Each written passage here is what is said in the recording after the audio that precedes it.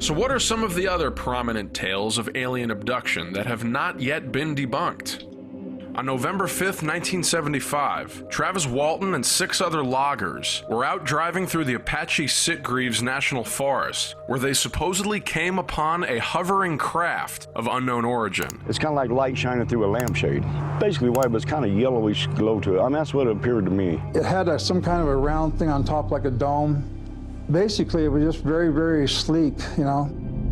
God, it was just absolutely beautiful. Travis exited the truck and went up to the craft, where he was allegedly hit with a beam of light that made his body levitate. And when I look back, he's a few feet off the ground and he's stretched out like this.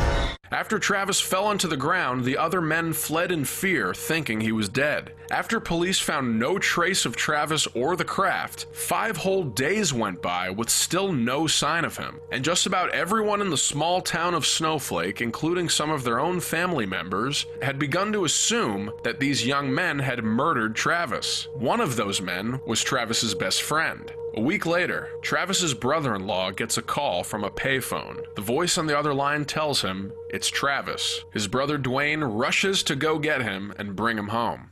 When I regained consciousness, I was looking up at a light shining down on me from the ceiling.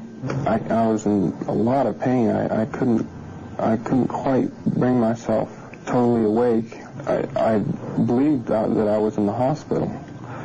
I looked beyond the top edge of the thing that was laying across me, and I saw 2 men leaning over me.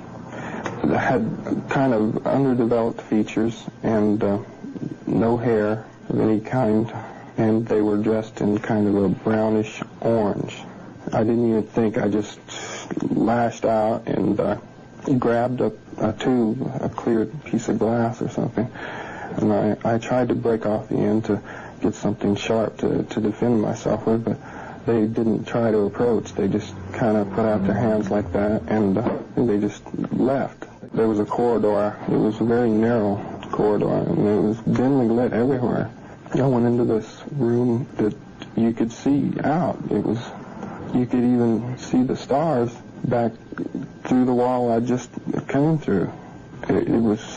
I could still see that there was walls, but I could see the stars at the same time. And they didn't look like windows? No, it wasn't like that. And there was nothing in the room but a chair with some controls and knobs and things. A man and a woman came from around the table, and they each took me by the arm and led me over to the table, got me up on the table, and I looked up at the ceiling, which was it was all solid light. There wasn't any light fixture or anything. And that was last I remembered. I went to sleep until I woke up. I was laying on the pavement. I looked up the roadway. It was night, and I could see a light of a flying saucer. And it was very shiny, but the only light came out of the bottom, and that went off. And it just went straight up really fast, just without a sound. How do you feel when someone is extremely skeptical and says that aliens don't exist? How does that make you feel? Well, it is frustrating to encounter that degree of ignorance, you know. But back in 1975, the debunkers sort of had the upper hand, because they would call people a kook for believing something that was in disfavor with the majority of scientists. But now, just recently, NASA confirmed on the basis of direct observation that virtually every star has about a dozen planets. The number of potential civilizations in our galaxy is so vast that now anyone who thinks we're alone in the universe fits the definition of a kook. They're believing something contrary to the prevailing scientific evidence. In the days following Travis's return, all 6 men took polygraph tests to try and prove that they were telling the truth about what happened. They all passed, except one that was inconclusive. They were under suspicion of foul play. They needed to prove their innocence. And they were asked about whether or not they saw something that they believed was an unidentified flying object. And they passed that part of the test as well. After passing the polygraph test, Steve Pierce comes to his mom and says, "I told you we didn't kill him."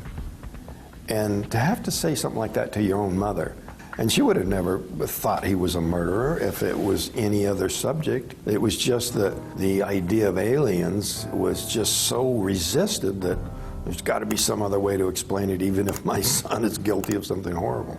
You know, in hindsight, you can see that a lot of this negative reaction was just based on their own fear. They hope to hell it isn't true. They wish it wasn't true. And so people wanted to believe things like that, that we were crazy, or I was crazy, or that this was a drug hallucination. I had blood and urine tests put through the Maricopa County Medical Examiner's drug screen, proving there wasn't a trace of any drug in my body. Same thing with the temporary insanity thing. I had a whole battery of psychiatric tests that proved to be a totally normal pattern of scores. Thanks for watching this video. Click here to watch our playlist of short, credible videos covering all aspects of the UFO phenomena. And make sure you subscribe to catch the new content posted every week.